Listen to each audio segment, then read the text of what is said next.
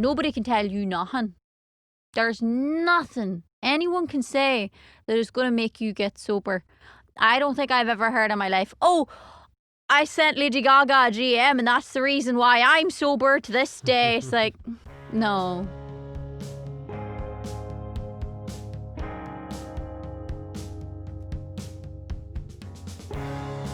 Holics.com, in partnership with Heart Support and the Global Recovery Initiatives Foundation, is proud to present High Notes, a podcast about addiction and recovery in the music business. I'm your host, James Shotwell. My guest this episode is Janet Devlin. Janet is a singer-songwriter from Ireland whose third album, Confessional, was released in June of 2020. Janet is the first guest in the history of our show who rose to popularity not through radio, but through television. Janet was a competitor on the British reality series The X Factor in 2011. Her time on the show performing classic songs gave her the perfect launching pad for a solo career, which has since spawned 3 albums and several EPs, as well as tours around the world. In this conversation, Janet tells me how her success came with a sense of isolation, and how the loneliness she felt led to addictive behaviors that she continues to struggle with to this day. She's currently on the path to recovery, but it wasn't always that way. When we connect over the phone, the first thing she tells me is how long she's been sober. Specifically, not sure, but I'll be 2 years sober on January 1st. I like to keep my dates very easy. Like many of our guests, Janet has tried to get clean before and relapsed, which she details here. So I originally got sober when I was 20, and then I relapsed in December 2018. So I had 3 and a bit years sober, and then I relapsed. A lot of guests on our show talk about their decision to get clean by telling us about a major event that happened in their life just before they got sober. Sometimes this means losing somebody close to them, or getting arrested, or speaking out of line, or just realizing that they no longer like the person that they were. But for Janet, it didn't really work like that. Her worst moments came months before she decided to get clean. Right. So I want to say that I had my worst blowout, and then that's how I got sober. But that's not how it was. My worst drinking I had already done a few months prior, but it was incredibly bad. And then I went on tour, and I did a sober tour for a few months. And then just as the turn of the year, because I got home for Christmas and obviously hit the bottle like everybody does at Christmas time. And that just was a slow descent that ended up, I just kind of started going bad again for the next couple of months. But I got sober in May. Basically, my mum had to come over from Ireland. Now, she was working a full-time job at the time, so she full on had to take time out of her work. I was such a burden. She was done, my team was done, everybody was done. I'd gone missing again for a few days. The usual. Basically, she just ended up coming over and taking me to the doctor, and I'd been there before. I got put on a government scheme for how to get off the booze, basically. It doesn't work because they still promote reducing your alcohol intake, not getting sober as well. So it's up to you. And I'm like, what alcoholic is going to choose getting sober, you dum-dum? So anyway, I go to this doctor, I go to the same building, and they're like, oh, we're full. And this lady who took me just came back into the room, and she slid me the list of local AA meetings. That was the start of everything then. So I finally went that weekend. But the run-up was just basically my mum coming over to make sure that I was okay, but also give me a talent off and kind of make sure that I did something this time. Because quite honestly, I wouldn't have pushed myself to go get sober. I wouldn't have done that. I needed somebody else to just put that, nobody was going to get me sober. I needed the planets to align as well. So I had no intention of getting sober, but I did. At this point, Janet is in a pretty great position. Not only does she have a family member who is supporting her and trying to help her get the help that she needs, but the people in recovery are also looking out for her. They're giving her advice. They're telling her where to go. They're supporting her as people should. But there's a big difference between getting the support you need and admitting that you need the support and committing to making the changes that you need to make.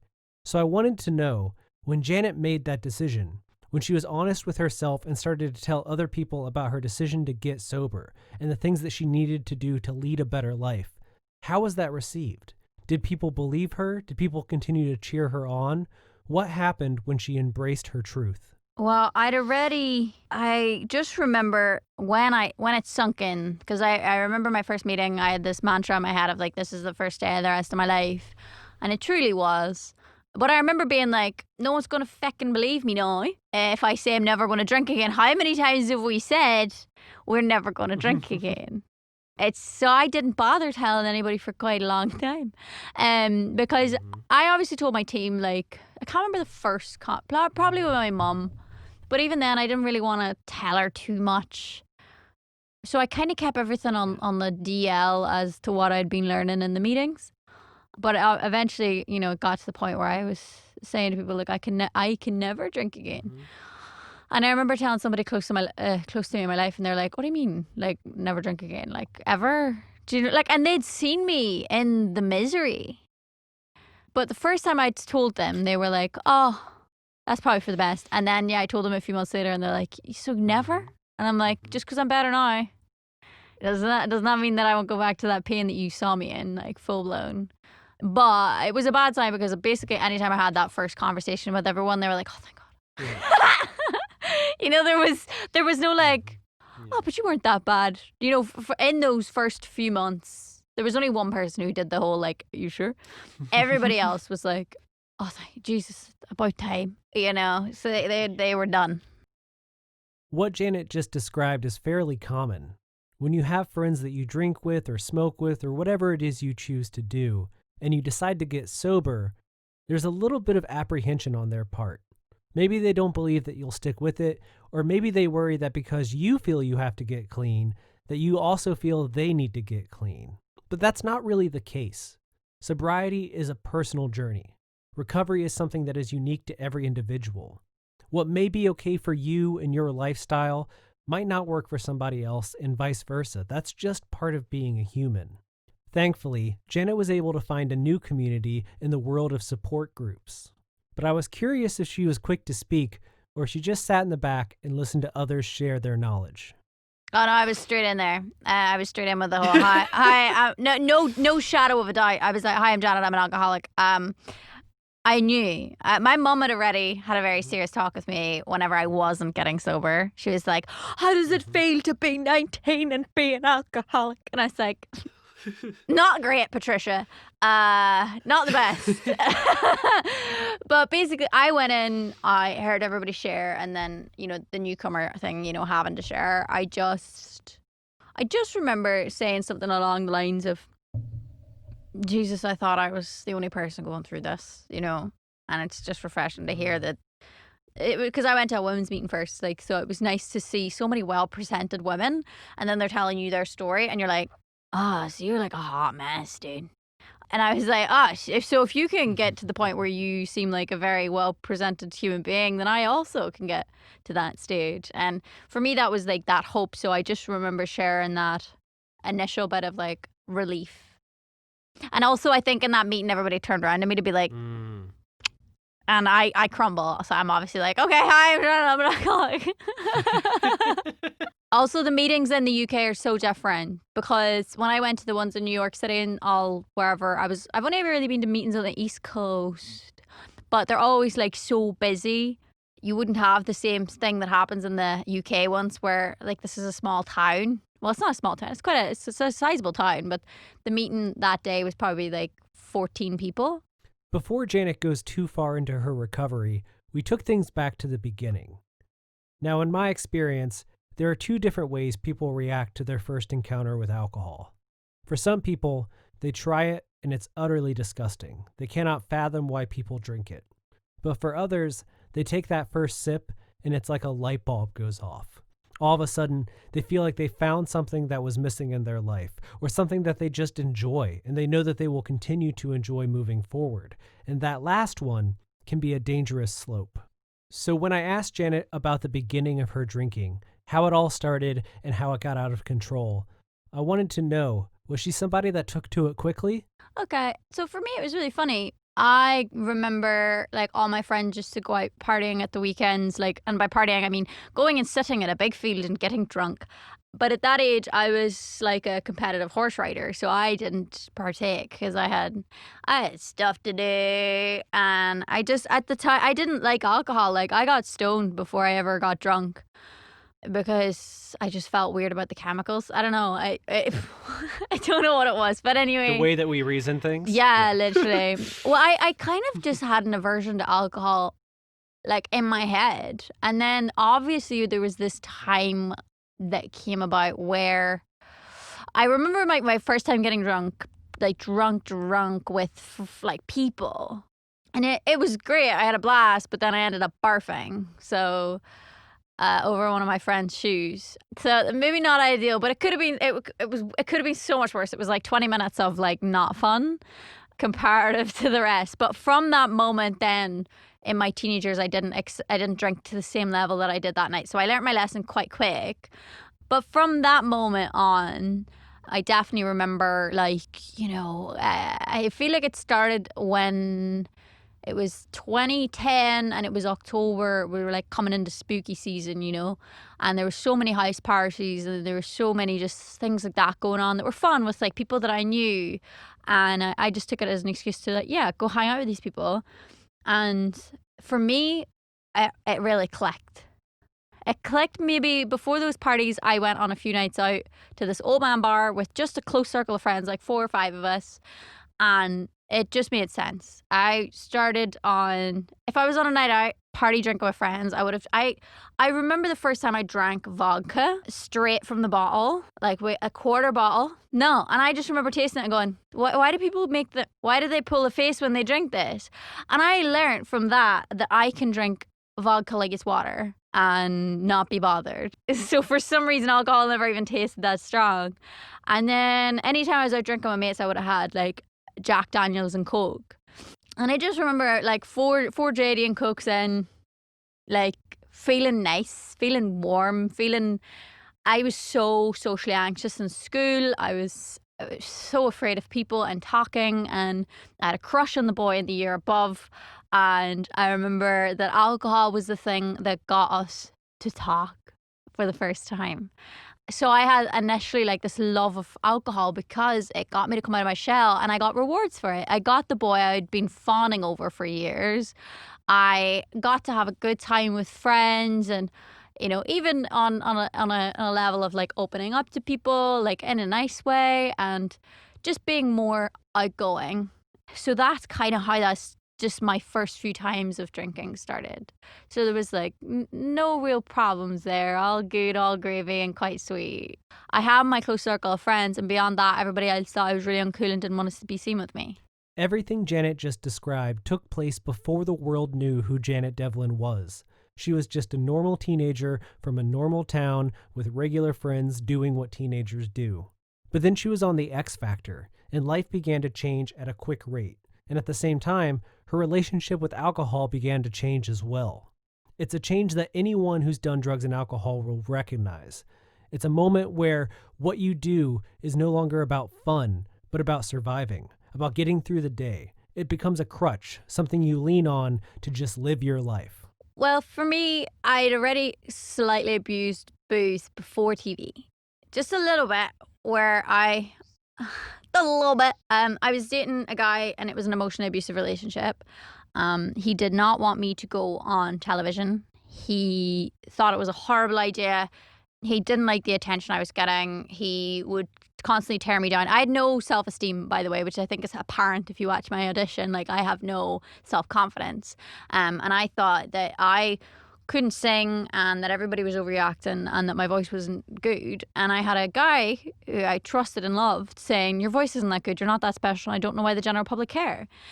But before my audition even aired, and when he found out, that I was doing the show, and obviously behind the scenes I was getting quite far, but this is before the general public know who I am, we would have gone out on nights out, and he would have just like fallen out with me, or before, like me just going over to his house on a Friday night would have started an argument over me doing TV. He was just like, I can't believe you're going to do this. You're literally ruining your life. Like, so then we'd literally go to the off license, get a few bottles of vodka, drink together, and then we'd magically become friends again. So pretty quickly I learned that I could fix emotional issues and relationship issues with booze. And that was, when I was 16. So it had already become a solution to problems at that point. So then I did do TV. We continued to date through that. And again, he would have drank at the shows. I didn't drink. Because I would have had to been up at like the ash crack of dawn the next day. So it wasn't worth it for me. And then the show ends. Life is different. Everything's different. People's perceptions of me is different. I have a lot of trust issues at this point. I still think everyone is taking the mick out of me. I still think everyone hates me and they're all in on this joke that I'm not involved in. And I just felt like the whole world was laughing at me. I ended up then starting to look into making my own album after the tour. But on the tour was when I started to get applauded for drinking, because I would have been on the road with these people who only ever knew Shy Janet. And then I'm on the road and then I go out on like a night out. And I finally drink a bottle of wine with them. And everybody is like, oh my God, you're such a fun drunk. Because I remember just being sat at a dinner table and having everybody at the table laughing. Just because I would have gotten a little bit like what you would see maybe on my TikTok now, where I get a wee bit sassy. The only way I could access that funny, sassy part of my brain was through booze. So people were like, oh, you're just such a funny drunk. Like, we have to go out again and whatever. So that was the first time I got rewarded for my personality as a drunkard. I went away to make my first album, and I was living in a city where I knew nobody. I couldn't really go outside because it was dangerous at that time. It's hard to say it now because, like, you know, people naturally don't really, some people really don't remember who I am, and like that's grand, but I can't take away from the fact that I couldn't go outside at the time. Like, it wasn't safe. Like, people were swarming me, and I was a 17-year-old girl and I had no defenses. So I became naturally very quickly isolated. Emotionally, I obviously felt a little bit isolated from my peers because, you know, my best friend was amazing. I could have told her anything and she never would have judged me. But I definitely felt like I had no right to complain. I had no right to ever be upset. And I had no right to be sad, because here I was like literally living out the dream. But people didn't see the fact that I was in this flat on my own in a different country with no friends and nobody to talk to. So that was the start of, like, it wasn't even problem drinking, but like drinking for the wrong reasons. At the start, it was obviously super fun. I would drink bottles of wine, dance around in my underwear to my favorite songs, you know, party for one, just because I was like, I'm bored. Like, I want to get messed up and just have fun. But quickly, as I was, I had a few run-ins where I'd turn up maybe to the studio too hungover, like throwing up in the bathroom, kind of hungover, and I'm trying to do a vocal, which is not a good vibe. But I kind of sat through it for a while. Like, I managed to do a tour. We drank a lot on the tour, but not to problem areas. But it wasn't until I got a fraudulent deal. So I got ripped off. All the money I'd worked really hard to earn and reinvest in my project, I'd lost, and I was in hundreds of thousands of pounds worth of debt. And everything just felt very, very impossible. I got a few no's on my first album, rightfully so, because this was before I made Run on My Scissors. I made an awful album. I got a few no's naturally from record labels. It just felt like everything in the universe was telling me to stop my dream and just quit, you know?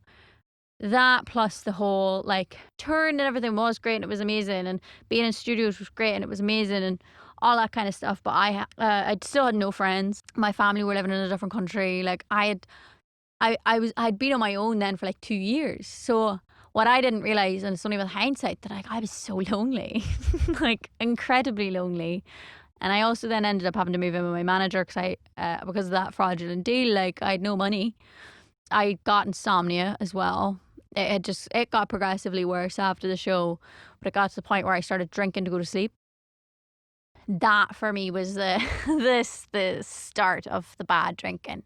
I was trying to knock myself out to go to sleep because I learned that I could drink myself to sleep. And then I did get medicated, and then sometimes I would drink with the medication, which is an awful idea, but it's so fun. It's like what all the wine mums do now, isn't it? Like, pop a benzo and have a glass of red wine. I was doing it before. It was cool. Don't worry. It's fine. So that really was the start of my dependency. because I was drinking for every reason then. I was drinking to go to sleep. I was drinking because I ran out of medication. I was drinking because it was a Friday night. I was drinking because I was sad. I was drinking because it was a celebration. I was just flat out drinking. Not everyone knows this, but the trauma that we experience can often influence our behaviors, especially when we experience trauma at a young age. There's a quiz you can look up online. It's perfectly free. It's called the ACEs quiz, the Adverse Childhood Experiences Quiz. It's 10 questions that will help you gauge how much trauma that you've experienced. And experts will tell you that any score over 4 often leads to detrimental behaviors as an adult, whether this be issues with your mental health, addiction, and so forth. Janet and I started to discuss this because the week of our conversation, I had just taken this test and she had recently as well, as she explains here. Because I was only recently made to do it. Oh, yeah? I had to do it because, because this time of year, every year, like bloody clockwork, I convince myself that mental illness isn't real and that it's a big scam from Big Pharma, Yes. so that we buy more stuff, and that I'm fine, and I'm just a big whiny baby. And basically, I say this to my therapist every year, and he was like, he said something about me and my trauma, and I was like, dude, I don't even have trauma. Shut up. It's not real. And he was like, Janet, I would just like you. Yeah, exactly. I was like, shut up. That's such a snowflake thing to say. And he's like, I want you to go take this ACE test or whatever. And I was like, cool, fine, I will. So I did, and I got a 6, and I was like, oh shit. Oh Jesus, yeah, yeah. No, they say 6 or higher is like you're in the red zone. You're in the red zone. Well, actually, it's like something like 4 over 4 is enough to screw you up. Wow. Yeah. So I was like, oh, because I think the only thing I've ever been like told I have in my life is CPTSD. Yeah, no, that's my issue too, because like I'm just like, nothing bad happened to me. And it's like, oh yeah, because the ACE test is just things that happen to you before you're 18. Yeah. And then I think about all the things that I did to myself after 18, and I'm like, Yeah. or like other things that have happened to me, and like other bad things that have happened in my life, and I'm just like, I get it. We do have complex PTSD. It's fine. Janet mentioned at the top of the episode that she relapsed after her first attempt to get sober. It's really hard to put you in the state of mind when somebody decides to relapse, because just like the decision to get clean, the decision to relapse is unique for everyone. I would describe it as your brain trying to convince you that you need to pull off one last heist, that you've gotten out of the world of crime, but you were so good at it and you had so much fun doing it, you got to try once more, just that one more big score, and then you'll be able to put it away. You'll be able to quit for good. But that's rarely what happens. You do it that one time, and then another, and before you know it, you're in full-blown addiction all over again. So I wanted to know Janet's experience. What was going through her mind, and what was going on in her life when she relapsed? So basically for me, I have to give a tiny bit of backstory on that, and that is, Go ahead. I dissociated, which is a fun time, which means I had no feelings, I had no emotions, I was just a little robot. I was so cut out from life that like, I think the first warning sign for me, and it's a small sign, but it's a pretty big, you get an idea of what my life was like. So basically I woke up one day and I was like, okay, right, let's go get some groceries. We need to get some groceries. There's no groceries in the house. Remember we said we would. So I go to the shop, I come back with all these groceries, like I'm talking about like 60 quid's worth. So like a full on grocery shop, not just like 1 or 2 items. And I come back and I open the fridge and I'm like, oh, I did it already. When did we go to this grocery store? So I literally had to go into my room, find the coat I was wearing, and like I found the receipt, and it was literally from the night before I went, and I didn't remember.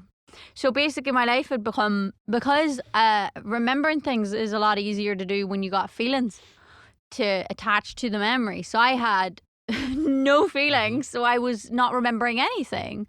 So I totally detached. I was going through a lot of pain, but I wasn't really aware of it. And it was such a slow descent into this state of depersonalization and derealization that I just had no idea. I just was floating. But it got to the point where I was really scared. I didn't feel like myself, and I couldn't quite pinpoint what it was. And obviously in my head, I'm like, I'm sober, so I'm cured. the magic pill. Yeah, literally. But it got to the point where I got so afraid and so scared of not feeling that I reached for something that I knew brought feelings, or even if it was a bad time, alcohol brought me a bad time, but it still brought me emotions. So I drank, and I mean, like, it was so funny. I stayed up till like 3 o'clock in the morning waiting for this guy to drop off booze because I didn't want to go to the shop. I didn't want to do it myself. I didn't want to go to the store and pick up booze. So this guy brings me red wine, and that's all I ordered. I ordered a bottle of red wine. I remember how I filmed it as well on my laptop. I've never watched it. I filmed the whole thing of me sitting down, watching Joe Rogan, and drinking a glass of red wine. I drank the bottle, obviously. And I remember the first sip and just being like, is that it? Is this the substance I've been so afraid of that I thought I would drink and I would simultaneously combust? Because I mean, I was petrified of it. I had become even traumatized at the notion of drinking again. But because I'd no feelings, I was just like, you serious? This is it. So I was kind of at that moment angry for how long I'd spent in fear of a substance. But my issue was that what was annoying was when I started drinking, I drank like 4 times before I went to rehab. And each time I was like, apart from maybe once, out of the 4 times I drank, like, I was so controlled. Like, but like, not trying to be controlled. I just didn't care.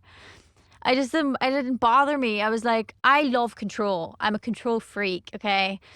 And I'd love to deny that, but I'm a perfectionist, and I do a perfectionist, and I do have control issues. So I actually wasn't really wanting to get smashed because I hadn't been out of control in so long. So I remember going to a gig, and I had a few drinks, and I came home, and I was just like, eh. And the guy I was with, and I had been dating this guy for a few months at this point, didn't even realize. Because I just didn't tell anybody. I just went up to the bar and just like ordered these vodka Red Bulls. And even like, the alcohol in London is weak. If an alcoholic who hasn't drank in like almost 4 years is drinking double vodka Red Bulls and they're not drunk, I was like, this is what are you serving me, water? But anyway, he didn't even notice. There was only 2 more times that I drank after that, and that was, one was just a nothing time again. I just didn't really do anything. Nothing bad happened. And then the other time was at New Year's Eve. And again, I had a pretty regular night, except for I kissed a guy I shouldn't have kissed. And a few of the girls I was living with turned against me because it turns out that all of them liked him. But we all knew one of them liked him. We all liked him, okay? He was an attractive man. But that demonized me then, so everybody didn't like me because I actually kissed this guy. But all the girls were like, you kissed him, you went against her. And it actually just turned out that they were upset themselves. But anyway, I'm not used to having people fall out with me. Because I don't even have that many friends, and I don't really do anything that would ever, like, I don't participate in drama or anything like that. But because nobody could really understand that, like, I wouldn't have done it if I was sober, like, I would never have kissed that guy. Because I knew she liked him. The fact was then I had people that were upset at me, and I hadn't had people upset at me in so long, and that was the thing that sent me spiraling. Was like people just like not talking to me and being angry at me and stuff. I was like, oh my God. It sounds so small, but when I had to then sit with myself for like a day or 2 after that, I just realized, like, I know it's such a small thing, but I knew in my heart of hearts that it would have taken me a while to get as bad as where I was before, but I knew I would have got there. Like, everything for me always starts off really good, but it ends up just as bad. So I just knew that it didn't matter, that my drinking hadn't really been that bad at this point. I just knew it was going to get worse. Because even just like those little jumps, like, I'd already started to, like, by that point, I'd hurt my friend. You know what I mean? Which is very unlike me. So I'd already done something that was very out of character. And I know that only just goes downhill, and I start to lose all of my moral compass and all the rest of it. So I think the guilt sunk in then of the fact that I had been drinking, and I feel like because I got guilt, it was kind of the start of my feelings to come back because I hadn't felt anything for so long, and that guilt was enough to set off kind of probably the underlying feelings that I hadn't been able to feel. And I panicked, and like I'd already emailed a rehab after my first drink. Yeah, it was. Do you know what? It actually turned out to be very smart because they'd changed their rate over Christmas. They were going up in price, but because I'd emailed them before Christmas after my first drink, they were like, "We'll give you your rate," and I was like, "Oh, thank you." So yeah, I had already emailed them, and I basically remember my thought was obviously drink on New Year's Eve and get sober. But when I woke up 2 days, because the day after I just was, everything was fine. It wasn't until the day after that where everybody had fallen out with me. Well, I'd come around enough to notice everybody had fallen out with me. And I was like, oh, awful. And I just remember booking a flight, having to pack my stuff in 30 minutes. I get to the airport. I'm calling these rehabs. And I end up going with the one that I had emailed already. And I had some savings, not a lot of savings. Like, we don't have health insurance. Well, you can get health insurance, but I didn't have health insurance. Like, we have the NHS, but I wasn't a bad enough case to go to a rehab for the NHS. So I was going to have to pay. So I ended up paying like 14 grand, just shy of 14 grand to go to rehab. And like, I texted my mum before I got on the plane. Nobody knew I'd relapsed, nothing. I texted her, I was like, this happened. I'm sorry. I'm texting you this so that you know so that I can't change my mind on the plane. Like, I have to go to rehab. I have to go get help. I'm broken. And you can see how in denial of how broken I was when you look at the image in the book of my rehab photo.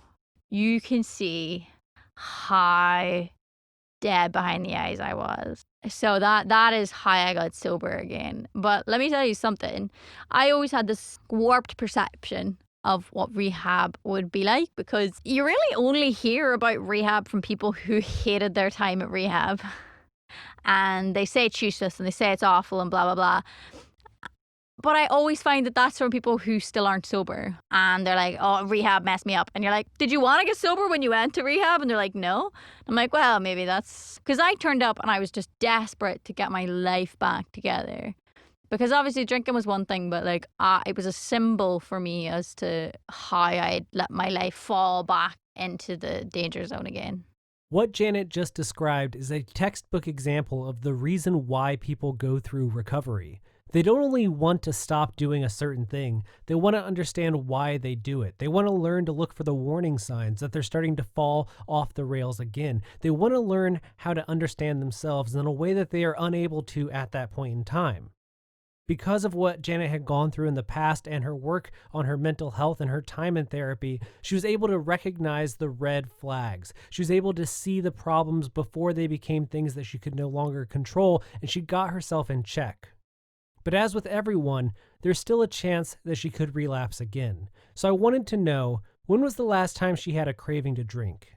And had she ever felt really tempted to do so since the last time she stopped? They both go hand in hand for me as like the same time.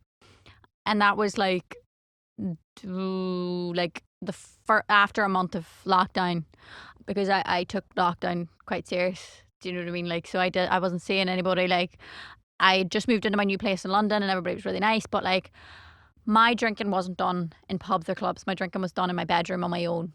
And for the first time really since my really heavy drinking, like, I was in my room on my own. It just quickly started descending me into madness. And it got to the point where I couldn't go to the shop. I couldn't go to the grocery store to get my stuff, because if I wanted meat, the meat was in the alcohol aisle because it's a really small shop. So I would literally go in there and I'd spend my time fawning over the alcohol. And I was like, oh my God, I really want it. Like a child, like, Mummy, please, can I have some? Please. And I was starting really, like, the insidious voice in my head was like, but you can drink, like, everybody would understand. Like, it's lockdown. Like, you're never going to get a pass like this ever again. To hit the bottle and have nobody question why it was so hard. Because, like, yeah, of course it was really hard. Like, everybody's suffering. You could totally get away with it. And yeah, so that was the start. Like, I think my biggest craving was in that week. So it lasted a week, this period like of just, I am obsessed with alcohol. And I think it was just one night in my room, like I just remember having the app, like one of those delivery apps on my phone, and I was like, we could do it. We could right now order a bottle of whiskey and it get taken here. And I really had to sit with myself for so fucking long to get myself to not hit any of those numbers. And it was, I talked about this obsession with my therapist, and he'd given me a few things that to do. And like I obviously tried playing the tape and, you know, all of this stuff, but it wasn't until like I really started getting back then into my meetings and speaking to the people I got sober with, you know, fellow young people who were in my young people's meeting. And I was like, okay, no, it was hard. But then because I had that craving for alcohol, this is where I'm a silly Billy, but like I didn't care at this point. I was like, I have a craving to do something bad. Well, what bad thing are we going to do that's not booze? Because that one was we don't have like 14 grand to go to rehab again, Janet. Okay, we're in the middle of a pandemic. Could we not pick a cheaper with the habit to break? So I literally went to the shop and bought myself another pack. I bought myself a pack of cigarettes, even though I'd quit like for years. And I was like, I don't care. So I literally smoked my way through lockdown. Something that I don't think we've discussed on the show before, at least not at length, is how people in recovery don't just crave using. They crave the excitement of knowing that they're going to use. Believe it or not, everyone that does drugs and alcohol understands that they may die. They understand that it's something that can kill them. And if it's a harder drug, they know that it could kill them right after they take it. But when they survive and they get the elation of the high that goes with it, that produces a whole different series of sensations in the body that I can only really describe as this feeling of being fully alive, because you faced down death, you danced with the devil, and you made it out. And as soon as you do, there's a part of you that wants to do it again. You long to take that risk, not just the act of using, but the build up to it. It's something that you look forward to. You look forward to this battle of wits with death itself, and how you know almost for certain that you will come out on the other end, at least the next time, or at least that's what we tell ourselves. And so when we're in the world of recovery, when we're trying to get our lives together, people often look for things to replicate that feeling, and it's incredibly hard to do. Smoking is an easy answer, because 99.9% of the time, if you light up a cigarette and smoke it, you are not going to die that day. You might get sick down the line, but that day, you won. You're going to survive. And people find other ways to replicate that feeling as well, as Janet explains here. For me, for a long time was weightlifting. Mm-hmm. Like Olympic weightlifting for me was the thing that I would do when I would get like itchy. I would just go out and like make aggressive noises in the gym, you know. Yes. At a sport that you don't really see a lot of women doing Olympic lifting anyway. Mm-hmm. But like we should do it more, because there's something in feminine anger that's just like, yeah, I'm going to snatch my body weight over my head because it gives me an excuse to go in the gym. So, but because the gyms were shut, couldn't do that. I couldn't do the thing that I would normally do. So all of my baby fuck it buttons had been taken away. So I had to hit a bigger one. Like I have to feel like I might die at least once. People in recovery often learn a lot, not just about themselves, but about addiction and recovery in general. There are books to read, people to speak to, sponsors to turn to, and a variety of other artistic mediums to explore when you're trying to get a grip on your own addiction and your personal journey. But often, at least from what we've found, the key things that people keep with them are just phrases. They're ideas or notions or rules or lessons that roll around in their brain whenever they find themselves in a difficult situation. And I wanted to know for Janet, what were the words or piece of art that she kept with her when times got tough? I think I just remember unlock, because I was raised very Catholic growing up. And I always remember people battering on about that phrase like love thy neighbor. And that's all I remember that phrase as being, is just love thy neighbor. But it's love thy neighbor as one loves thyself or whatever. You know, basically treat those around you like you'd want to be treated. But what I learned when I examined that phrase was just like, oh wait, but I'm not treating myself very well. which consequentially means I'm not treating other people very well. And from that moment is when I realized that feeling of, yeah, if I'm not looking after myself, I can't look after other people. And whether or not I realize it or not, if I'm treating myself badly, consequentially, I'm also treating everyone else around me badly. And for me, that really just made it so that I wouldn't feel guilty for self-care. I wouldn't feel guilty for putting myself first. I would never feel guilty for cancelling plans for my own needs, because if I don't look after myself, I will hurt those around me. That is a big thing for me, and that's where it always ends up. So, yeah, love thy neighbor. That's a really good one. No, I love it. Well done. Well done. Aced it. Now on our show. But also, I go think as ahead. well, like, people always say, like, oh, I'm really good at treating other people well.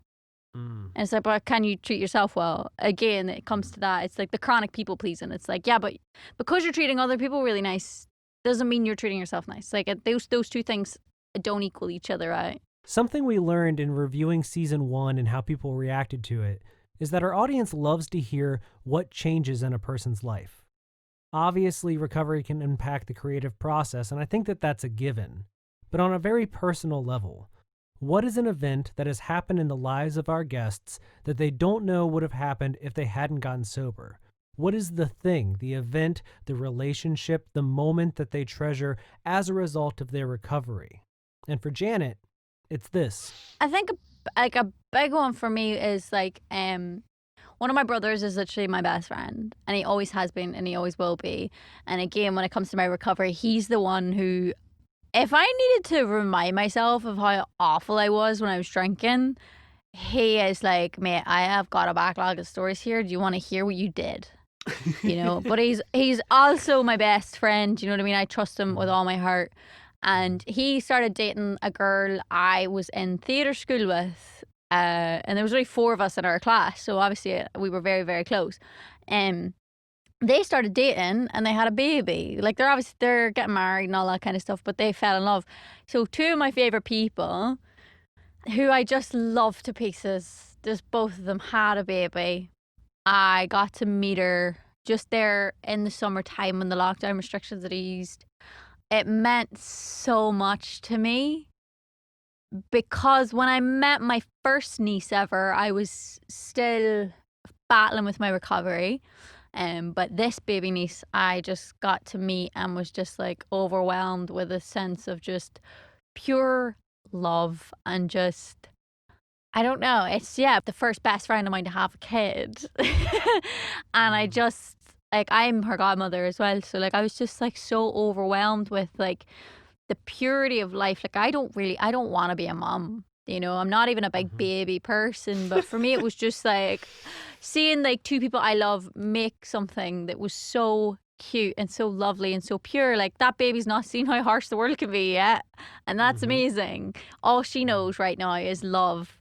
And for me, it was just like to actually be there and be present and be with my family and not hate my family, because that's one of the first things I do when I drink is I turn against everybody I love because I can't comprehend why they love me.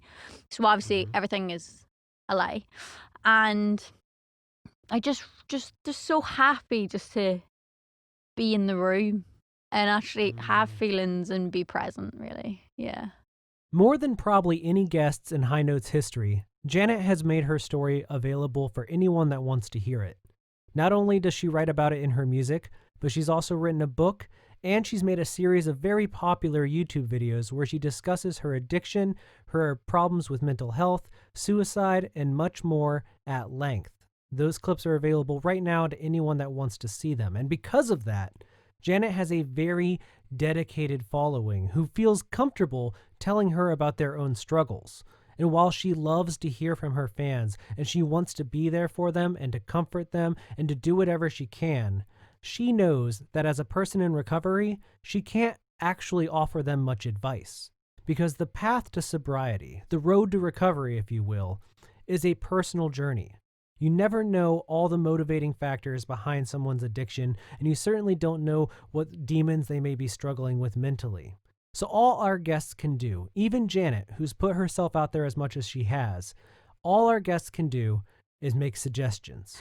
So it's very hard, and this is the thing that does break my heart a little bit. Like, every single day, multiple people in my DMs sharing their stories or on my YouTube comments, and there's nowhere I can go on the internet where I can't escape it, you know?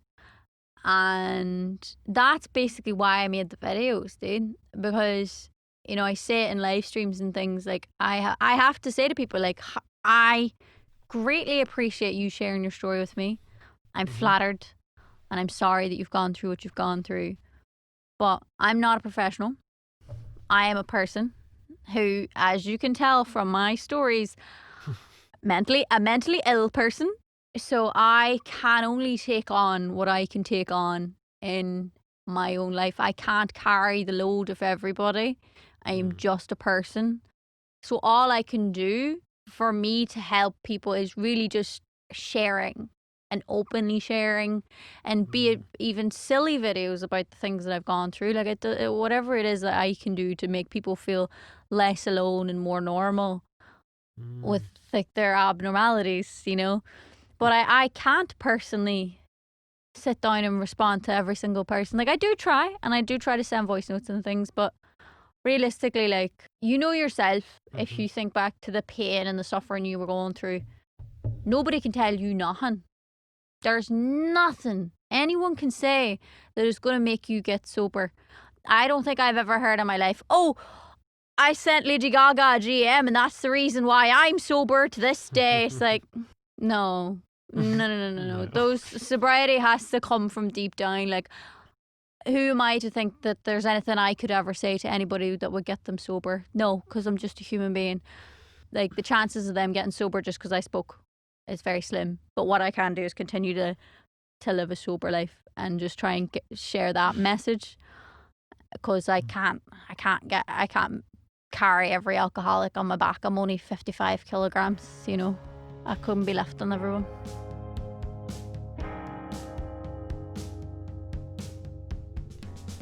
What I took away from my conversation with Janet is that we have to be comfortable being uncomfortable. We have to understand that life is long and that it comes with more twists and turns than you will ever see coming. And all we can really do is learn to adapt. And when we fall short, we have to cut ourselves some slack, and we have to rely on the people around us to support us as we navigate this crazy thing called existence. If you need someone in your corner, we're here for you.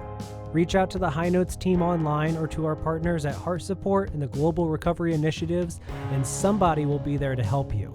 We believe in you. You can do this.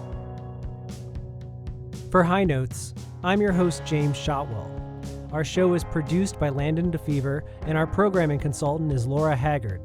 The music for the show was written by the band You, Me, and Everyone We Know, and our artwork comes from the great Nick Ferran. High Notes is a production of Holics.com. You can find us online at High Notes Pod on Twitter and High Notes Pod on Instagram. We'd love to hear from you, so please do not hesitate to reach out. Until next time, take care of yourself. You deserve it.